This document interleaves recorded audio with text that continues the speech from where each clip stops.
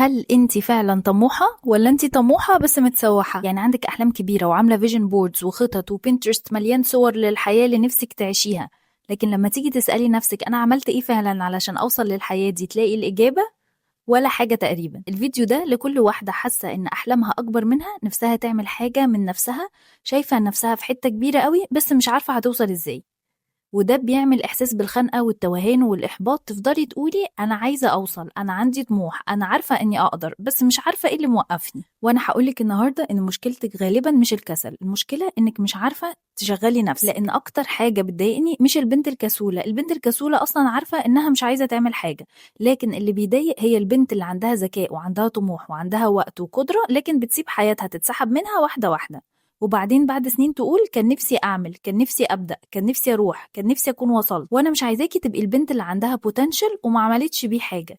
يمكن تكوني عملتي كل حاجة شكلها صح، دخلتي بنترست وعملتي فيجن بورد، عملتي خطة شكلها تحفة وطلعتي الهايلايترز الملونة وقعدتي تلوني، اتفرجتي على فيديوهات عن النجاح والموتيفيشن والتخطيط، واتكلمتي مع أصحابك عن المشروع اللي نفسك تبدأيه. لكن السؤال وبعدين فين التنفيذ؟ هنا بقى في حاجة اسمها identity gap. تخيلي ان انت هنا ودي الشخصية اللي نفسك تبقيها هنا، المسافة اللي ما بينهم هي الايدنتيتي جاب. كل ما المسافة دي تكبر كل ما احساسك بالاحباط يزيد واحلامك تفضل مجرد احلام. والحل مش انك تفضلي تتخيلي الشخص اللي نفسك تبقيه، الحل انك تقربي الاتنين من بعض بالفعل باكشن، لان الافعال اللي بتعمليها هي اللي بتقفل الفجوة دي.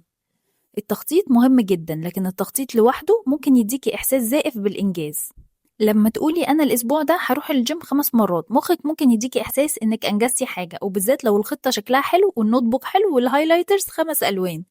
انتي حاسة أنا رهيبة، أنا منظمة، أنا بدأت، لكن الحقيقة إنك لسه ما بدأتيش. ونفس الكلام مع فيديوهات النجاح، ممكن تتفرجي على 20 أو 30 فيديو عن النجاح وانتي حاسة إنك بتعملي حاجة برودكتيف، لكن بعد ما الفيديو يخلص هل حياتك اتغيرت؟ هل عملتي ستيب واحدة مختلفة؟ لو لأ يبقى كان مجرد إحساس بالإنجاز مش إنجاز حقيقي. مش الفيديو هو اللي هيغير حياتك، الأفعال اللي هتعمليها بسبب الفيديو هي اللي ممكن تغير حياتك. وعارفة إيه كمان؟ إنك لما تفضلي تتكلمي عن الحاجة اللي هتعمليها ده أحيانا بيدي مخك الإحساس اللي كان المفروض تاخديه بعد التنفيذ.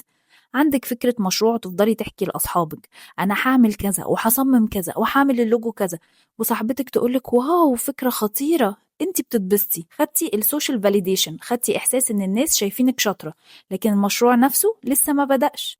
وده ممكن يخلي مخك ياخد جزء من الدوبامين اللي كان المفروض يخليكي تتحركي. طيب ليه احنا مش بننفذ؟ في سببين مهمين جدا. أول سبب الخوف من الفشل، ممكن تكوني عايزة تبدأي بيزنس أو صفحة على السوشيال ميديا أو تتعلمي بيانو، لكن جواكي خوف. طب لو بدأت وما نجحتش، لو نزلت المنتج ومحدش اشتراه، لو عملت البيج وما جاليش غير 2 لايكس، لو بدأت أتعلم واكتشفت إني مش شاطرة. فالخوف ده بيخليكي تفضلي في مرحلة التخطيط والكلام وتبدأي تعملي لنفسك أعذار. لما أخلص كلية، لما الشغل يسمح، لما يبقى عندي وقت، لما أحوش فلوس. لكن أحيانا الأعذار دي مش هي السبب الحقيقي، انتي بس خايفة تواجهي احتمال انك تبدأي وما تنجحيش. وعشان كده لازم تقولي لنفسك الخوف ده مش حقيقة وابدأي، لأن الحركة بتجيب حركة، أكشن بيجيب أكشن. كل ما تتحركي خطوة الخطوة اللي بعدها بتبقى أسهل. أما أهم حاجة بقى ودي يمكن أهم نقطة في الفيديو كله، discipline، تهذيب النفس، إنك تعرفي تشغلي نفسك حتى لما نفسك مش عايزة. تخيلي نفسك كأنها بيبي، البيبي عايز يلعب، عايز ياكل، عايز ينام، عايز يعمل اللي في دماغه، لكن دورك انك تعلميه الصح. نفسك بالظبط كده، مش كل حاجة نفسك عايزة تعملها يبقى لازم تعمليها. عايزة تمسكي التليفون أول ما تصحي؟ لا. عايزة تفضلي على تيك توك بالساعات؟ لا. انت عاملة دايت وشفتي كيكة نفسك فيها مش لازم تاكليها. عايزة تفضلي في السرير وتسيبي حاجة مهمة لبكرة؟ نيفر. كل قرار صغير من دول بيدرب نفسك، انت اللي لازم تتحكمي في نفسك مش نفسك اللي تتحكم فيكي. لأن لو كل مرة سبتي نفسك تعمل اللي هي عايزاه بتقوي العادة دي، لكن لما تقولي لا مش هعمل كده انت بتدربي نفسك على السلف كنترول. وأول مرة بقولك هتبقى صعبة، المرة التانية أسهل شوية وبعدها أسهل، لأنك بتعلمي مخك باترن جديد. وده هو معنى إنك تبني الإرادة. الإرادة مش إن نفسك تعمل الحاجة طول الوقت، الإرادة إنك تقولي أنا هعملها وتعمليها حتى لو مش عايزة. وعارفة إحساس إنك تكوني متحكمة في نفسك ومخك مش هو اللي سايقك إحساس جميل جدا. والساتسفاكشن اللي بيجي من إنك تلتزمي بحاجة صعبة أحلى بكتير من الانبساط المؤقت اللي بيجي من إنك تسيبي نفسك تعمل اللي هي عايزاه.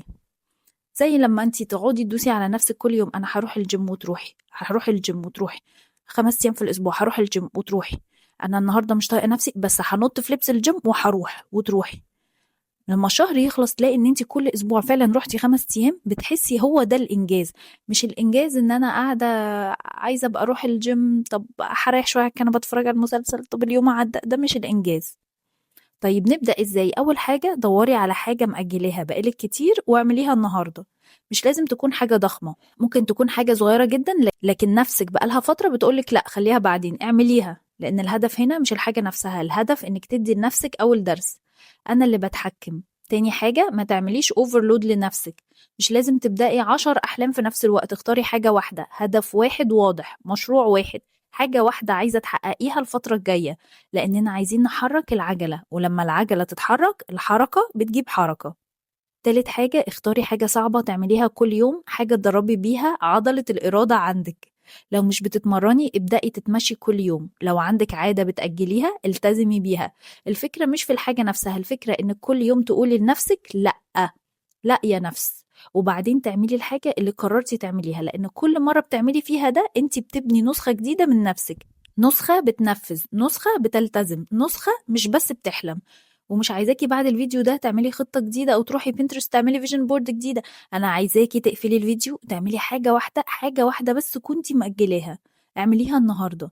لأن الفرق بين البنت اللي عندها أحلام والبنت اللي حققت أحلامها مش دايما الذكاء ولا الحظ ولا حتى الإمكانيات. أحيانا الفرق ببساطة إن واحدة فضلت تخطط والتانية بدأت تنفذ. فلو انتي من النهاردة هتبطلي تقولي كان نفسي وهتبدأي تقولي أنا هعمل، يبقى ابدأي. والأهم من إنك تسمعي الكلام ده إنك تطبقيه. وقوليلي في الكومنتس إيه الحاجة الواحدة اللي مأجلاها بقالك كتير وهتعمليها النهاردة.